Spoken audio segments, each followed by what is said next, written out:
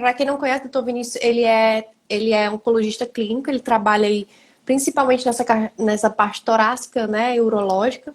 E aí são pacientes, às vezes, que, pelo menos, por exemplo, pulmão, são pacientes, às vezes, que estão com prejuízo maior na alimentação, né? E aí eles têm essa preocupação. Pronto, então, assim, só falando um pouco da minha trajetória, né? Eu sou um oncologista clínico aqui em Salvador. E assim, por questão de interesse, tem algumas áreas da oncologia que você se identifica mais, que você acaba... Você não consegue abarcar toda a oncologia em termos de estar acompanhando as novidades, a evolução. Então, assim, a gente acaba tendo afinidade por algumas áreas, escolhendo algumas áreas. E duas áreas que têm bastante interesse são os tumores urológicos, que aí entra rim, próstata, bexiga, testículo, e os tumores torácicos, no caso, principalmente o câncer de pulmão. Então, essas são os dois grupos de doenças que eu trato mais. E como oncologista, eu trato eu lido desde a prevenção, do diagnóstico precoce, do diagnóstico da doença um pouco mais avançada e todo o planejamento do tratamento do câncer. E como você estava falando em relação ao câncer de pulmão, é um diagnóstico impactante, né? É impactante para o paciente, impactante para a família, e é um momento que a pessoa se pergunta por quê e mais importante, qual o próximo passo, o que é que eu posso fazer para minimizar o problema, né? E assim, a alimentação sempre é uma grande aliada e é a primeira fonte de dúvida, né, dos meus pacientes. Eu vejo porque, por exemplo, a gente faz... Você faz quantas refeições por dia? Quantas eu faço? Umas 5 ou 6.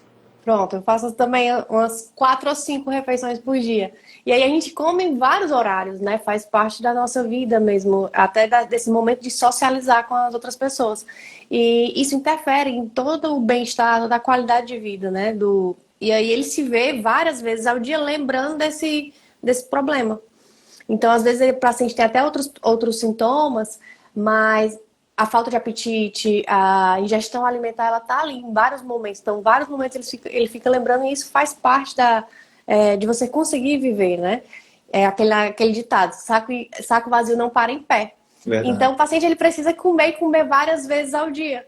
E aí, isso gera uma preocupação muito grande. E, às vezes, na consulta não dá tempo de falar tudo, né?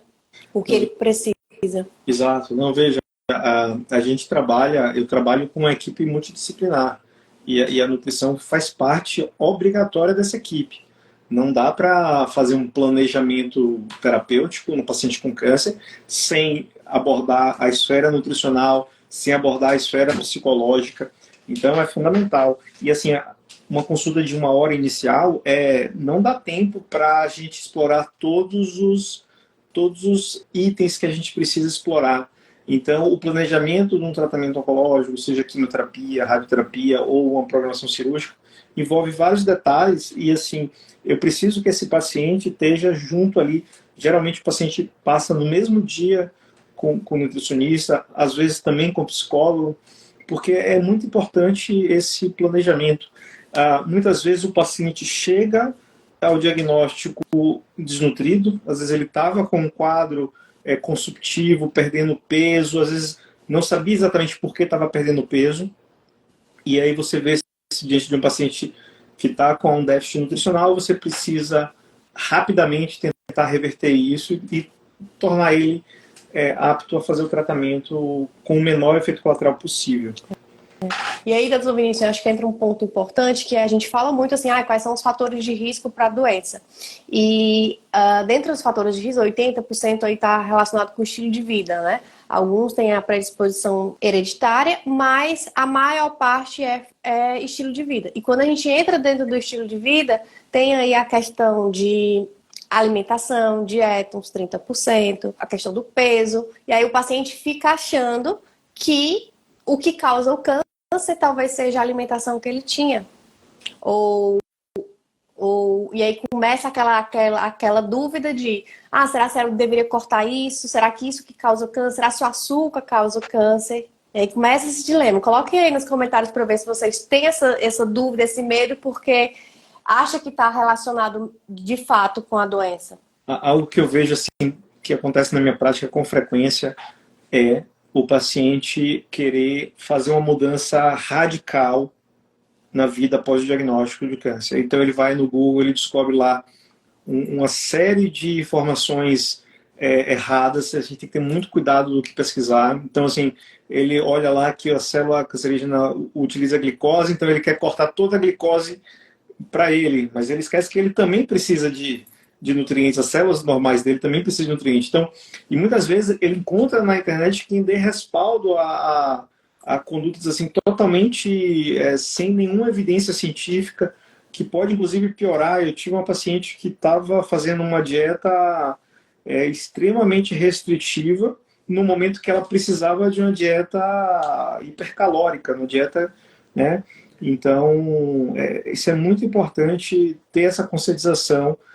A gente tem que cuidar do nosso organismo como uma máquina, né? A gente não pode sobrecarregar, mas assim, o que as escolhas que a gente fez ao longo da vida que podem ir prejudicando e aumentando nossos fatores de risco. Não é uma coisa pontual e não é uma mudança radical, na minha opinião, que vai mudar. Como é que os pacientes também chegam com você com essa demanda, Brenda, quando tem o diagnóstico? Como é que eles chegam para você? Sim, e aí até tem um questionamento, por exemplo, comparando aqui com a diabetes, né? Bota aqui nos comentários se vocês acham que diabetes, que açúcar que causa diabetes. Coloca aí nos comentários só para eu ter uma noção. Porque eu acho que é uma comparação que é válida fazer, porque também, a diabetes também é uma doença crônica, né? E aí muita gente associa a diabetes com o consumo de açúcar. Se você consumir açúcar, você vai ter a doença. Coloca aí nos comentários, só para eu ter noção. Você acha que o açúcar causa diabetes? Consumo em excesso aí de açúcar vai causar diabetes? Muita gente já tem essa dúvida em relação ao açúcar. Uma pessoa botou assim, não apenas, mas sim. E aqui entra da mesma forma a questão da alimentação no câncer. Porque o que é que acontece? Assim como a diabetes, o câncer ele é uma doença multifatorial, né? E aí envolve vários fatores que estão muitas vezes interligados e não é uma única coisa que vai causar aquele problema. Tem pessoas que são viciadas em açúcar, mas nunca vão desenvolver a doença. E outras pessoas que comem um pouquinho ao longo da vida e depois desenvolvem, né? O câncer, da mesma forma, são as exposições que a gente vai tendo ao longo da vida. Então, tem pessoas que têm até uma predisposição, né? E aí, dependendo da quantidade de exposições que está tendo, pode desencadear o câncer com mais facilidade. Outras pessoas é processo de envelhecimento mesmo, que a gente já vai falhando o nosso organismo e aí está mais susceptível a ter essas alterações. E aí, gente, é um dos erros que os pacientes mais cometem, que ter essa associação direta. Só que não é diretamente, nenhum alimento diretamente vai causar nenhuma doença, nem o açúcar vai causar aí a questão da diabetes. E quanto mais o açúcar causar o câncer. Talvez, indiretamente, possa contribuir para o desenvolvimento da doença. Como? Excesso de peso, porque consumo em excesso de açúcar faz com que a pessoa tenha mais facilidade de ganho de peso, né? E aí, ao longo da vida, ganhando peso, você tem um organismo mais inflamado, tem um organismo com a imunidade mais enfraquecida. Um consumo em excesso de açúcar, você tem um prejuízo na saúde do seu intestino. Isso também traz inflamação intestinal, desequilíbrio da flora intestinal, problema aí com a questão da imunidade, e aí vai uma bola de neve. Então, são várias doenças que são diferentes, mas que têm fatores de riscos parecidos e a gente consegue fazer essa comparação. E aí o paciente muitas vezes corta o açúcar, ou então corta o carboidrato, de modo geral, porque carboidrato, qualquer carboidrato que a gente consuma vai virar açúcar na nossa corrente sanguínea. Então a gente come um pão, come arroz, come biscoito, e para ser absorvido, nosso corpo absorve na forma de glicose, que é o açúcar do sangue. Então tudo vai virar açúcar e a pessoa quer cortar tudo.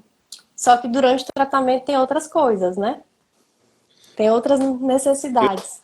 Eu estou vendo, Brena, que muita gente está perguntando assim em relação ao diagnóstico do câncer e se pode manter a questão do açúcar, também em relação ao adoçante. Recentemente teve uma publicação da Agência Internacional de Pesquisa do Câncer, junto com a OMS, que colocou um alerta de que talvez o aspartame podia estar relacionado ao câncer. Como foi isso aí? Os pacientes passaram a me procurar, muito preocupados com essa questão de adoçante. Como é que o adoçante pode causar câncer? O paciente com câncer pode usar adoçante? Como é que você maneja esses pacientes? O que você fala para os pacientes? O adoçante acaba que fica um pouco mais delicado, né? Tudo em relação à alimentação, é muito difícil a gente trazer essa associação de que vai causar o câncer ou não. A IARC, que é a Agência Internacional de Pesquisa do Câncer, ela que traz essa lista de classificação dos carcinógenos, né? Ela traz a função da IARC é basicamente trazer uma lista de alimentos ou substâncias que podem ter relação com o câncer. Mas ela traz essa lista também como de caráter informativo para que até estimule mais pesquisas a serem feitas e, de fato, tire conclusões mais assertivas. E aí tem várias coisas. Eu até fiz uma live sobre adoçante aqui, tá salva no meu Instagram, que eu falei exatamente sobre isso. Foi na época, foi dia 14, né, que saiu, dia 14 de julho, que saiu essa nova atualização da IARC. E eu falei que o mesmo grupo do adoçante está o Wi-Fi, gente. Então, todo mundo aqui que está assistindo a gente aqui pelo Wi-Fi no celular também ia ter esse risco, né? Se fosse simplesmente essa ligação. E aí, o que a gente tem que entender? Às vezes a gente vê até profissionais de saúde trazendo essas informações de forma muito sensacionalista, né? E faz parte a gente trazer aqui e desmistificar esse ponto para que as pessoas não se assustem em relação a isso. Que não está classificado como 2B, que seria o quê? Potencialmente carcinogênico, mas ainda falta estudos mais conclusivos em relação a isso, para que a gente traga uma resposta mais forte. Mas o que a gente vê? Às vezes a questão do adoçante. Às vezes tem viés que a gente não consegue isolar, né? Por exemplo, quem usa adoçante geralmente é quem já está mais acima do peso. Ou quem tem uma diabetes, que aí precisa controlar mais a questão do peso. Então, será que foi excluída essa variável naqueles estudos? Ou precisa fazer mais estudos para aprofundar sobre isso? Outro ponto, adoçante de modo geral. Todos os adoçantes, tá? Até xilitol, que é um adoçante natural. O stevia em menor quantidade, mas adoçantes artificiais, principalmente, eles trazem uma irritação para a mucosa do intestino. Então, isso traz desequilíbrio na flora intestinal. E aí, enfraquece a imunidade e aumenta a inflamação. Aumenta aí o risco de doenças lá na frente, como o próprio câncer. Então, talvez exista, mas depende de dose, depende de quantidade, depende de frequência de uso, depende de mais estudos para a gente realmente ter segurança para falar sobre isso. Não, eu atendi assim, essa notícia fez muitos pacientes me procurarem novamente ou mandarem mensagem preocupados com adoçante. Tive um paciente que me procurou, um paciente que fuma e consome bebida alcoólica toda semana, e ele tinha cortado o adoçante, ele estava muito preocupado com o adoçante, que a OMS tinha colocado o adoçante como vilão, mas assim, primeiro que, como você falou, né? É uma categoria 2B, a dose recomendada, a dose que poderia causar um problema seria uma dose assim que a gente não consome na prática.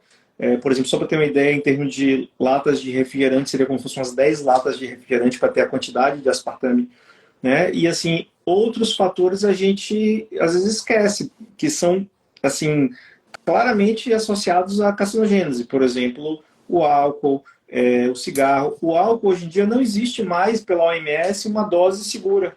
Há um tempo atrás falou, não, uma dose de vinho é saudável, mas hoje não tem uma dose saudável de álcool, né? Então a gente às vezes fica muito impactado com algumas mensagens sensacionalistas, mas a gente tem que ter uma ideia de equilíbrio, na verdade.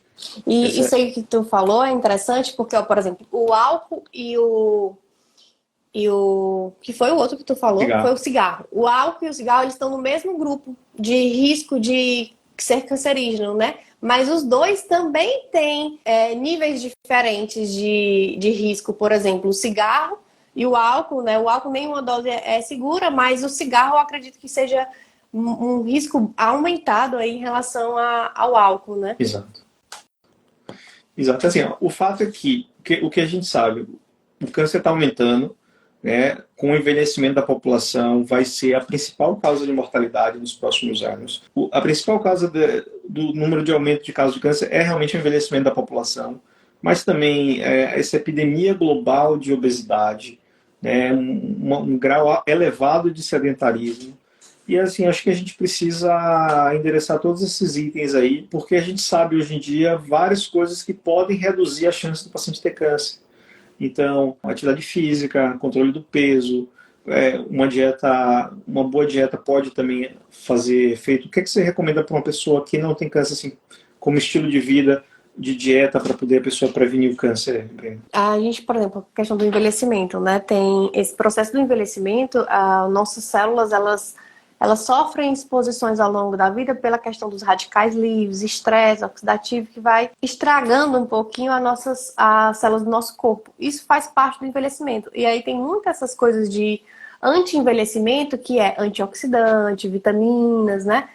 Vitamina C, selênio. E aí as pessoas passam a usar polivitamínicos, usar suplementos como uma forma preventiva desse processo de envelhecimento. Se a gente olha que o câncer ele se dá mais por causa desse processo de envelhecimento, até porque o nosso DNA, que é onde acontecem as alterações nas células cancerígenas, né? As nossas células do nosso corpo, em algum momento, todas as células do nosso corpo têm algum DNA e eles vão se dividindo, né? A gente vai renovando as células da nossa pele, do nosso corpo de modo geral, por esse processo de divisão por causa do DNA. Quando esse DNA ele sofre exposições e ele faz alterações e chega um ponto que ele não consegue mais se destruir, se controlar, acaba que desenvolve o câncer. E aí as pessoas passam a usar antioxidante, ou então essas vitaminas, como um processo de evitar que esse câncer se desenvolva com mais facilidade. Só que não existe isso, o que de fato mais contribui com essa questão da prevenção é uma alimentação completa, até porque os nutrientes de polivitamínico, muitas vezes eles não são absorvidos com tanta precisão e com tanta biodisponibilidade como os que são encontrados na alimentação. E aí, para quem deseja prevenir, não só quem nunca desenvolveu um câncer, mas quem está numa recidiva, pensando em prevenir uma recidiva, ou então prevenir um segundo câncer, Brena, aumentar o consumo de frutas e verduras, posso responder uma pergunta aqui? Bruna Meirelles pergunta aqui, sendo retirado o câncer, uma pessoa tem uma vida saudável e manter, qual é o problema de ter outro câncer? Uma vez que a pessoa teve um câncer, vai ter que se cuidar para o resto da vida, né? A gente tem um prazo que a gente considera que as recorrências são mais frequentes naquele período, assim, nos primeiros 5 anos após o diagnóstico.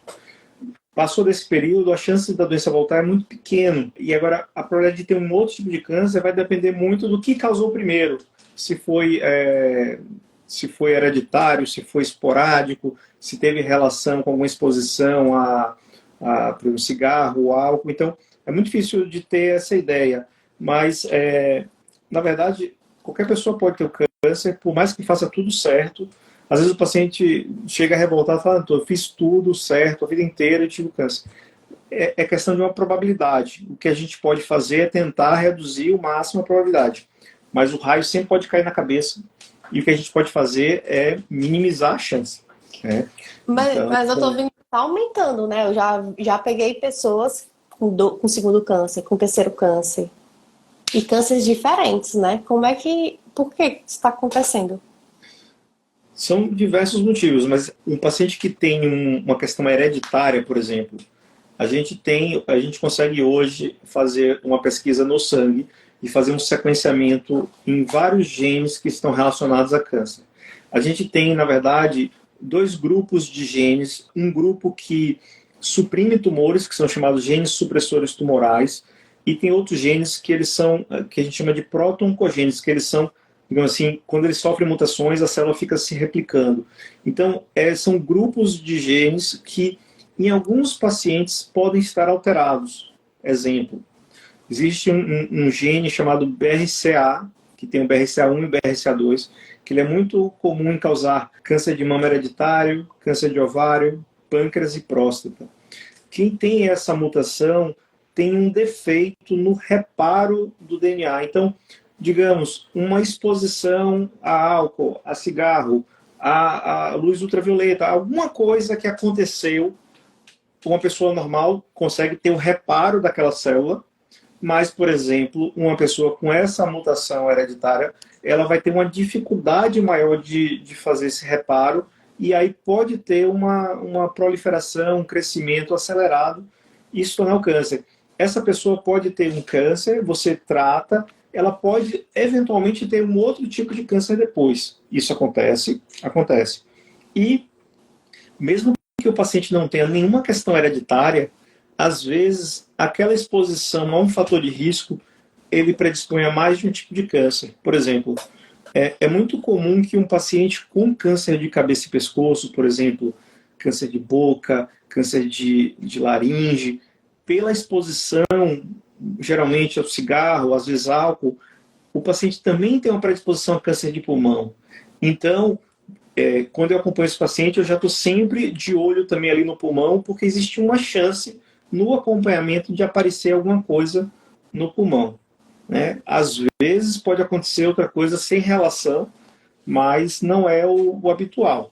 O bom da medicina é que já tem muito essa precisão, né? E às vezes na nutrição o pessoal quer essa precisão, e aí, se a gente for entrar nessa precisão na nutrição, por exemplo, eu estava estudando um tempo desse, questão do câncer de próstata, que tem várias alterações genéticas, né? E aí, dependendo da alteração, nem sei se os pacientes eles têm acesso a fazer todos esses exames, mas dependendo da alteração, existem alimentos que podem suprimir, contribuir ou então favorecer. Por exemplo, às vezes o consumo em excesso aí de brócolis, às vezes o consumo em excesso de coenzima Q10, de selênio. Então, varia de acordo com a alteração genética que você tem. E aí, na nutrição, a gente tem muitos genes que influenciam o papel da alimentação no nosso organismo. Por exemplo, só para vocês terem uma ideia, o ovo, ele é rico em colesterol, né? Acho que todo mundo sabe que ele é rico em colesterol. Mas geralmente ele não aumenta o colesterol sanguíneo. Algumas pessoas que têm algumas predisposições genéticas, elas têm esse aumento do colesterol sanguíneo por causa do consumo de ovo. Da mesma forma, café. Tem pessoas que tomam café e não sentem nada. E são, tipo, resistentes ao café. E tem pessoas que tomam café e já ficam super agitadas, ansiosas, né? Falar em café, Brena, o paciente que está com diagnóstico de câncer tem alguma orientação em relação a café, cafeína? É liberado? Tem alguma... Porque, assim, muitas vezes eu gosto de passar que o paciente tome mais café quando o paciente, por exemplo, está fazendo quimioterapia e está com a fadiga. O café é um estimulante que dá ao paciente uma energia. Então, assim, mas você vê algum problema em relação ao café ou algum cuidado? E a gente até tem alguns suplementos que hoje em dia que tem cafeína também. Suplementos calóricos, proteicos, que tem cafeína também na composição, que é interessante. Que aí eles, além de usar o suplemento que às vezes ia precisar, né?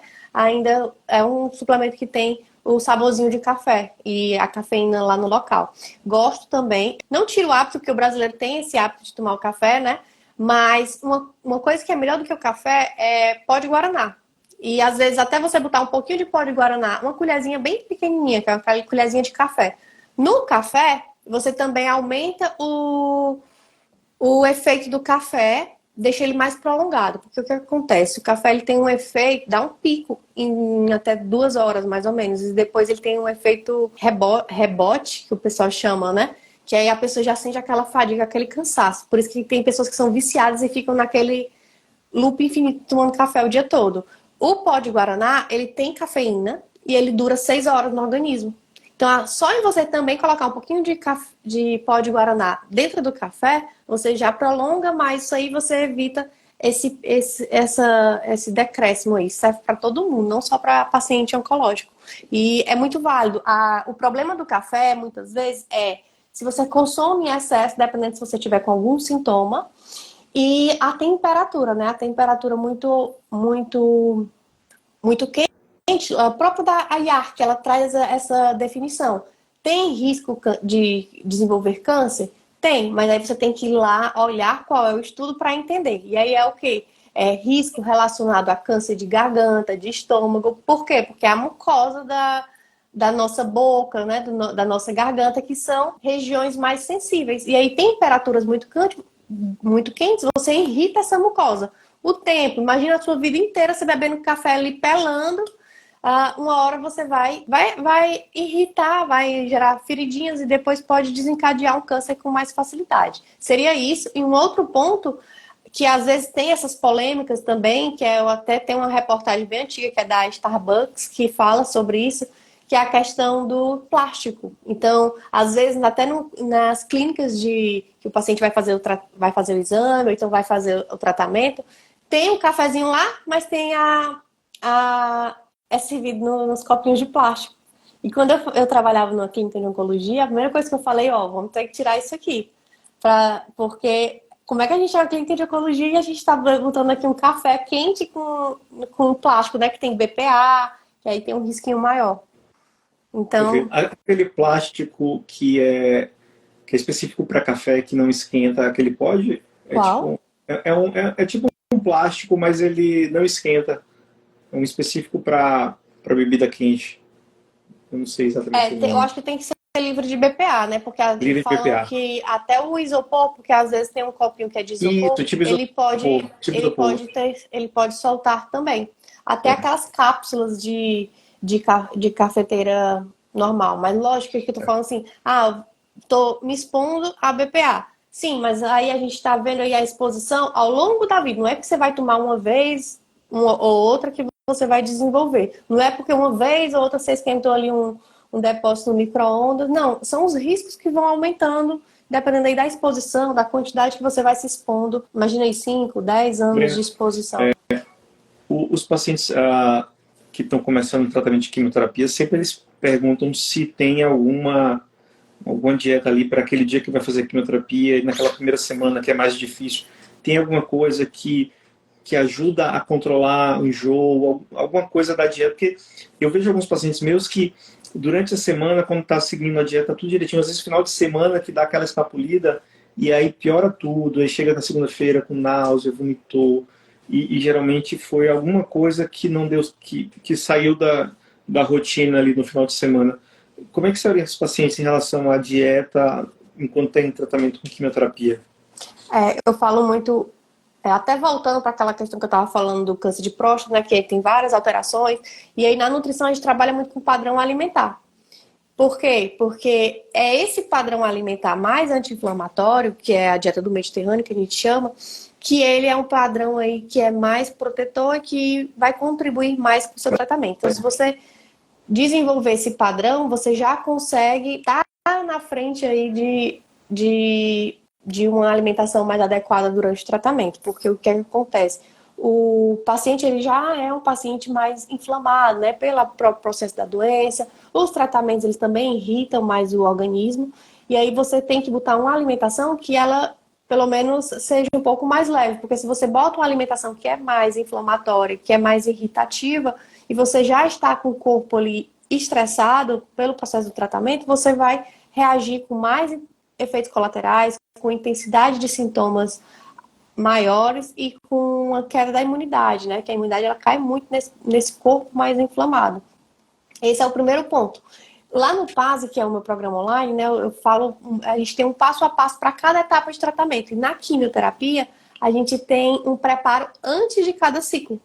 Então, além de desenvolver esse padrão alimentar anti-inflamatório, existem inclusões de nutrientes. Você pode usar alguns alimentos específicos e nutrientes para fortalecer o seu organismo para esse ciclo de quimioterapia que vai acontecer. Então, por exemplo, cada ciclo de quimio, a imunidade geralmente cai. Se a imunidade cai, você pode, a semana antes de fazer a quimio, já começar a fortalecer essa imunidade de forma natural. Que aí você já vai para a quimioterapia com a imunidade mais fortalecida. E você, dependendo das suas escolhas alimentares, quando você fizer a quimio, que aquela primeira semana é a mais pesada, você já está com o corpo mais preparado, né? Mais desinflamado um pouquinho, e aí você tem menos efeitos colaterais ao longo do tratamento. Então, a gente tem que pensar de forma preventiva ao longo de toda a jornada para que você não espere os sintomas aparecerem e começar a tratar, né? E se aparecer, pode ser que apareça ainda, dá para melhorar muitos sintomas só com a alimentação, mas a gente precisa pensar assim de forma mais preventiva. E um dos pontos que eu bato é que esse padrão alimentar não é exclusão. A gente não vai excluir, por exemplo, leite, não vai excluir pão, não vai excluir carboidrato. É individual, né? Leite, se a pessoa tiver intolerâncias ou alergias, senão não tem necessidade, porque quando a gente faz exclusões de grupos alimentares, o paciente ele pode ter um prejuízo maior no seu estado nutricional, ter uma desnutrição com mais facilidade e às vezes até, dependendo se estiver muito desequilibrado, o câncer, gente, ele se alimenta de açúcar, de carboidrato, porque ele é uma célula do nosso corpo se alimenta predominantemente de carboidrato, mas na ausência de carboidrato ele vai buscar outra fonte de alimentação. Então vai buscar proteína. Se você não tiver com o consumo de proteína adequado, ele vai buscar lá na sua musculatura, que é proteína. Ah, não tenho mais proteína, já perdi minha massa muscular. Vai buscar lá na gordura, nas suas reservas de gordura. Então, o paciente perde peso com mais facilidade, com mais intensidade. O câncer, ele é como se fosse muito inteligente e buscasse aí outras fontes de alimentação. E, às vezes, gera até uma alteração metabólica, ele fica um pouco mais resistente ao tratamento. Se você faz outro ponto interessante é, assim, como você percebe a diferença da imunidade do paciente quando está melhor nutrido ou não.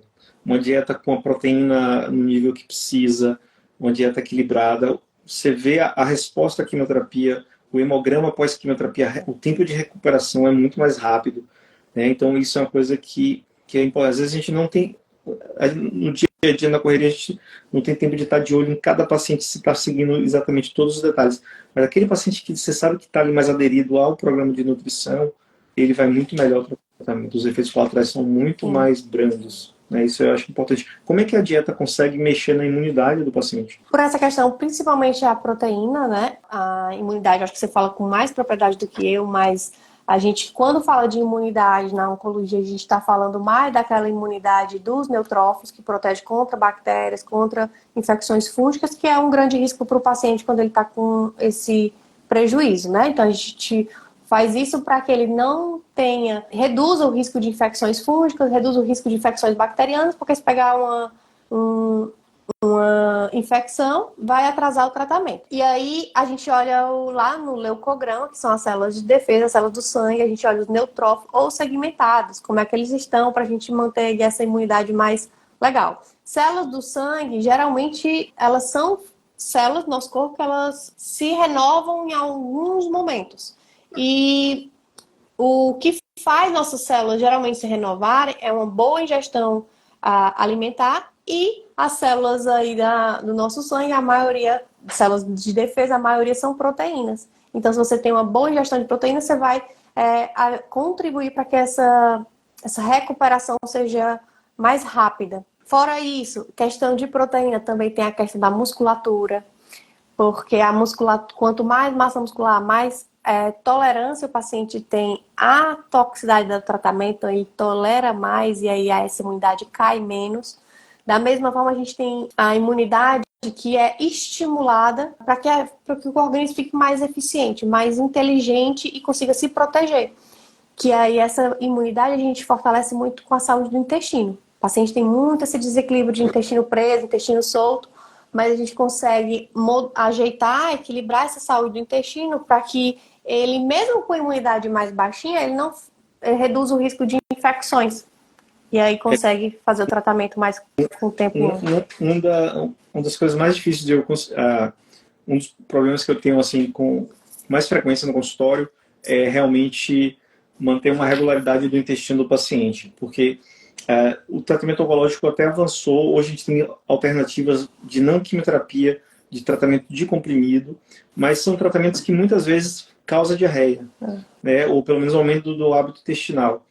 E é difícil eu conseguir, às vezes, deixar o paciente com o intestino sem estar inflamado, né? E às vezes oscila, às vezes para uma semana preso, outra semana solto, e fica nessa dificuldade de como é que você consegue manejar isso. Isso aí era aquelas terapias orais que a gente usa para os que a gente chama essas terapias orais para o câncer. Isso aí era uma coisa que me deixava assim, muito encucado quando eu fazia consultório, né? Porque o paciente chegava e na outra semana ele estava com o intestino preso, na outra semana ele vinha para outra consulta, estava com o intestino solto. E aí fica nesse sobe e desce. E tinha o meu WhatsApp, sempre dei meu WhatsApp para os pacientes, e aí eles ficam no WhatsApp, mas não resolvem o problema, não compreendem, não sabem lidar com os desafios. E o que eles mais precisam é ganhar esse conhecimento para saber lidar, porque uma hora está de um jeito, outra hora vai estar de outro. Então ele precisa saber o porquê que acontece, como acontece, e o quanto antes isso acontece para começar a agir e buscar esse equilíbrio. Então, lá no PASE, foi uma das coisas que fez eu desenvolver o protocolo PASE, que é o meu curso online voltado para paciente, né?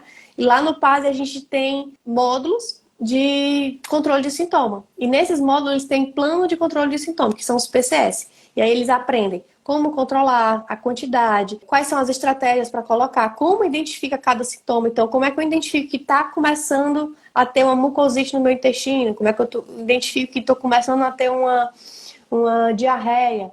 Como é que eu identifico que eu estou começando a ficar com o intestino preso? Porque quanto antes, mais fácil a gente voltar para esse equilíbrio. E aí fica nesse sobe e desce. Uma semana está com PCS de diarreia, uma semana está com PCS de intestino preso. Mas ele precisa saber lidar com esses desafios e às vezes isso não dá para falar mesmo em uma única consulta. Porque também você tem que trabalhar muito essa questão de hábito, porque mudança de alimentação é mudança de hábito, mudança de comportamento, e isso leva tempo. Leva tempo para o paciente compreender o porquê daquela coisa, o porquê daquela orientação, por que eu estou colocando essas folhas, por que eu estou colocando essa chia, essa linhaça. Porque senão não vai aderir, né? E aí não vai ter esse controle dos sintomas. Mas quanto antes ele conseguir entender o porquê de cada coisa e buscar o seu equilíbrio, mais ele vai conseguir ter esse controle de sintomas ao longo do tratamento. E, doutor Vinícius, quais são as maiores dificuldades que você encontra dos seus pacientes em relação ao estado nutricional?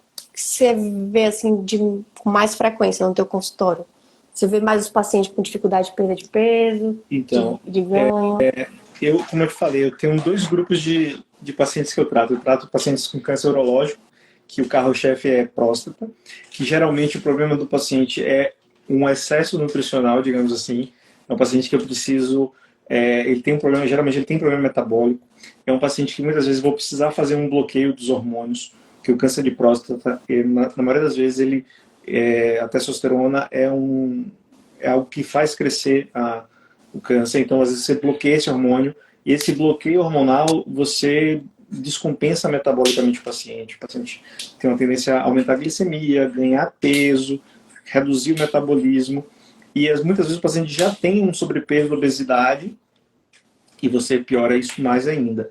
O paciente tem uma tendência a perder massa óssea, massa muscular, com bloqueio hormonal. Então, eu tenho um desafio de lidar com esse tipo de paciente, até porque é um paciente muitas vezes rebelde do ponto de vista de procurar atenção nutricional. Muitas vezes ele tem uma alimentação que é muito pobre em proteína da vida toda, né? E não quer mudar. Então, é muito difícil, mas é aquela conscientização o tempo todo de atividade física e uma acompanhamento nutricional para controlar o peso e ganhar massa muscular. Então, esse é um grupo de pacientes que eu tenho, que acontece isso com frequência, e tem o paciente com câncer de pulmão, também o paciente com câncer de cabeça e pescoço, que muitas vezes é o contrário. A doença provoca um estado inflamatório, que gera produção de várias substâncias no sangue, que a gente chama de interleucinas, que causa um estado no paciente de perda de apetite, de anorexia. O paciente passa a não ter vontade de se alimentar, e aí ele começa a entrar no estado catabólico, começa a quebrar as próprias proteínas, e aí entra no estado desnutricional, tem uma imunidade, não só os neutrófilos, os leucócitos, mas a imunidade também do ponto de vista celular. É aquela imunidade que você não está vendo no exame de sangue, mas você vê que o paciente está predisposto a várias infecções virais, toda hora ele está gripado, que é uma imunidade que você não consegue medir tão fácil, mas que claramente quando o paciente está desnutrido... Então, assim, por um lado eu tenho um grupo de pacientes que o problema é controlar peso e o outro grupo é realmente ganhar peso. Então, tenho esses dois grupos de pacientes. Esse grupo do pulmão, cabeça e pescoço, geralmente são pacientes que perdem peso com muita facilidade e a gente da nutrição já entra com suplementação de forma preventiva. porque são pacientes de risco nutricional. Então, são pacientes que vão precisar fazer uso de suplemento para... A gente nem fala suplemento, é complemento, porque ele já não vai conseguir consumir a quantidade que precisa. Então, de forma preventiva, a gente já entra com esses complementos. Agora, o câncer de próstata que tu falou, eu achei interessante, porque às vezes a gente, não sei se o paciente associa muito isso, eu estou fazendo bloqueio hormonal, tem a questão da testosterona, se eu vou consumir mais proteína, fazer exercício físico, eu não vou aumentar a minha testosterona? Tem alguma relação assim? Então, o bloqueio é tão mais forte que você não consegue fazer um contrabalanceamento com exercício. Uma pessoa que não faz reposição de testosterona, existe um exercício físico vigoroso de grandes musculaturas, consegue aumentar a testosterona até 50 miligramas por decilitro. Por exemplo, aquela musculação de membros inferiores multiarticular, tem estudos que mostram que aumenta um pouco a testosterona num paciente que não está sob bloqueio hormonal.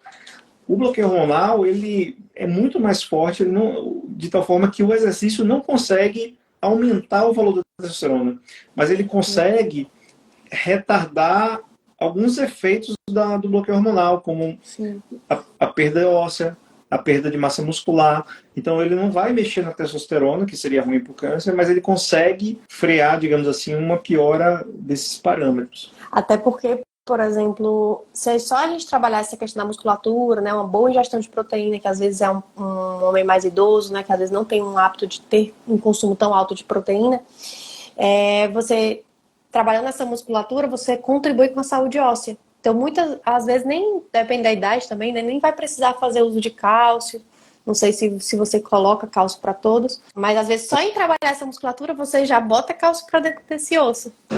Exato. Assim, na maioria dos pacientes, eu faço reposição de cálcio e vitamina D, dose baixa, para todos os pacientes.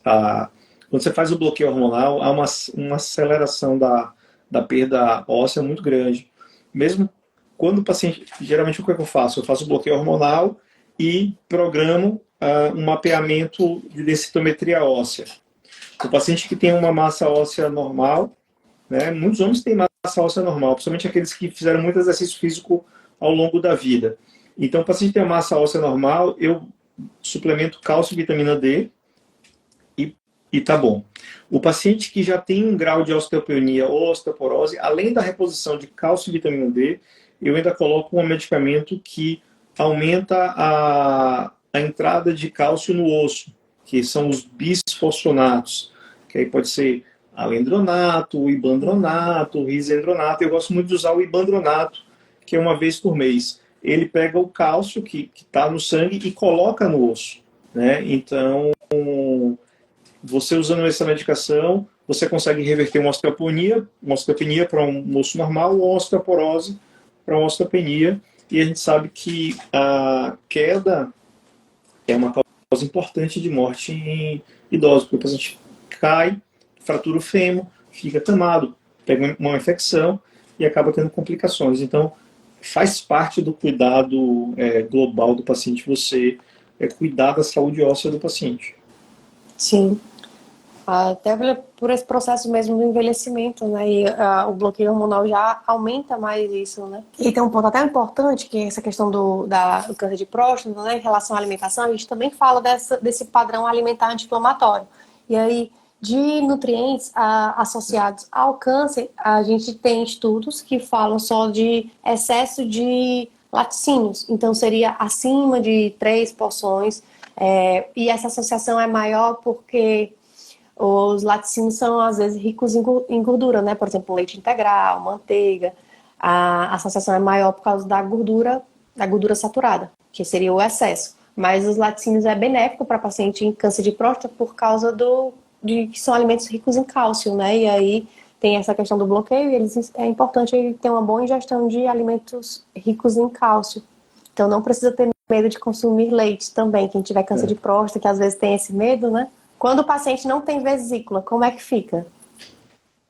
Então, a vesícula, a função da vesícula é guardar a bile, né? Então, a bile é produzida no fígado e ela é armazenada na vesícula biliar. Quando o paciente tem uma alimentação, costuma ter uma contração da vesícula biliar e o conteúdo da bile vai para o intestino. E melhora a absorção, principalmente de alimentos mais gordurosos. O paciente que não tem a vesícula, ele não fica guardado ali na bile, mas ele continua sendo produzido pelo fígado e vai para o intestino e faz suas funções também. Então, pode às vezes ter um pouquinho de dificuldade na digestão de alguns alimentos, mas assim, de forma geral, é praticamente normal. Você tem uma orientação diferente quando o paciente não tem a vesícula? É só no comecinho, né? No comecinho que é só aquela questão de adaptação e depois ele vai conseguindo comer mais tranquilo. Mas a gente já faz essa alimentação mais anti-inflamatória, é uma alimentação baixa em gordura, né? Às vezes a gordura vem de um azeite, ou então do ômega 3, é uma alimentação mais limpa de gordura, então não vejo esses prejuízos, não. E primeiro vem um desconfortozinho, mas depois o paciente ele começa a tolerar melhor os alimentos que têm um pouco mais de gordura. Doutor, porque o câncer de próstata só ocorre na andropausa? Não ocorre só na andropausa. Não ocorre. Assim, é um dos tumores que há uma maior associação com a idade. Né? Enquanto, por exemplo, a gente fazia câncer de mama é mais comum em idoso. Mas você vê, eventualmente, o câncer de mama numa pessoa mais jovem. O câncer de próstata, ele segue mais essa regra, digamos assim. Por exemplo, abaixo dos 50 anos é muito raro. É mais ou menos 1% dos cânceres de próstata acontece abaixo de 50 anos. Mas a partir de 50 anos há um aumento linear, até atingir um pico na faixa de 65, 70 anos.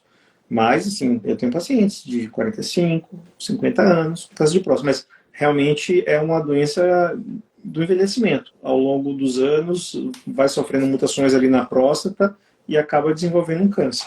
Doutor Vinícius, traz aí uma mensagem pro pessoal. Depois do câncer, quais são os cuidados que eles mais precisam ter? Assim, a mensagem que eu diria é assim, nada de radicalismo. Não é uma mudança abrupta no seu comportamento que vai mudar nada.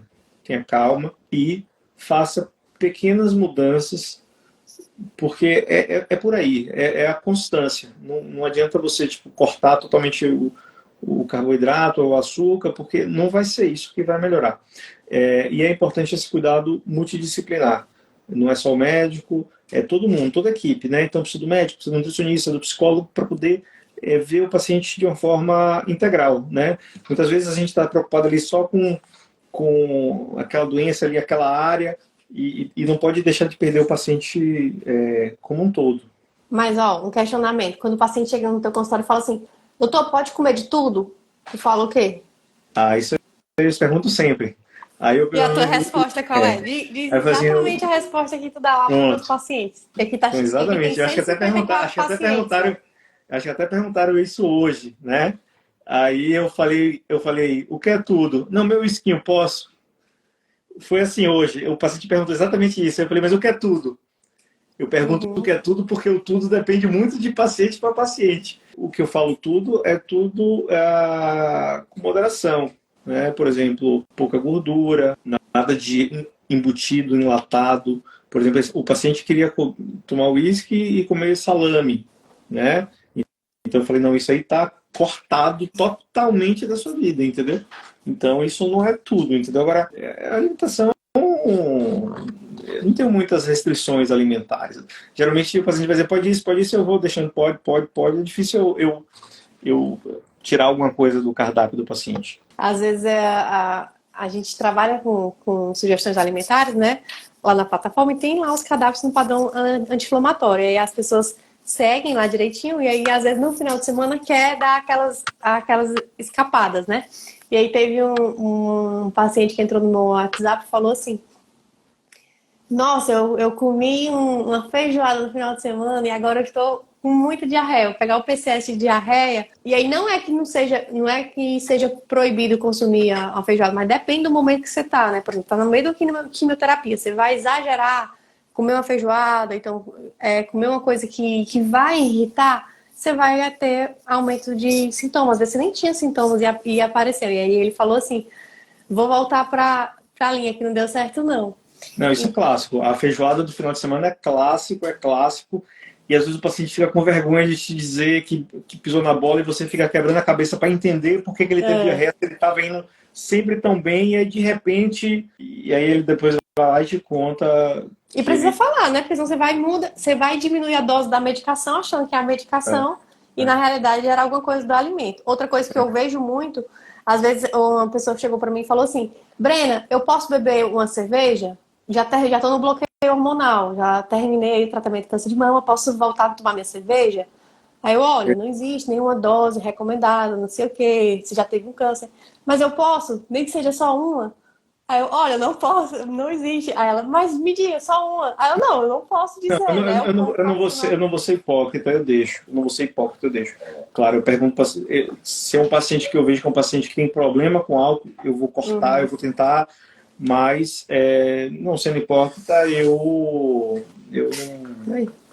A gente vai assumindo nossos riscos, né? Falar para ele quais são os fatores de risco, dizer esse negócio que aumenta ou diminui risco, mas a gente vai assumindo nossos riscos ao longo da vida, né? E aí, que risco você quer tomar, né? Ah, meu risco é beber uma cerveja uma vez a cada 3 meses, aí não tem problema. Mas meu risco é beber toda semana, aí você já tem um fator de risco maior. Então, você veja o que faz sentido para você, para a sua vida, para que realmente você se responsabilize, né? Pelas coisas boas e pelas coisas ruins também. Era isso, eu acho que deu pra gente tirar muitas dúvidas aqui, acho que há muita gente aqui... Isso quer dizer que foi um prazer estar contigo aqui, Brena. Aprendo sempre com você, tá? E você pode contar comigo sempre aqui, viu? Se você quiser, à disposição. E aí eu queria agradecer muito o seu tempo. E se o pessoal quiser ter mais contato com você, como é que eles fazem? Pode entrar em contato comigo no direct. Se tiver alguma dúvida que ficou dessa live, pode entrar em contato comigo no direct. Que eu respondo. Pois fiquem com Deus e até mais, doutor Vinícius. Até mais, boa noite. Até mais, pessoal.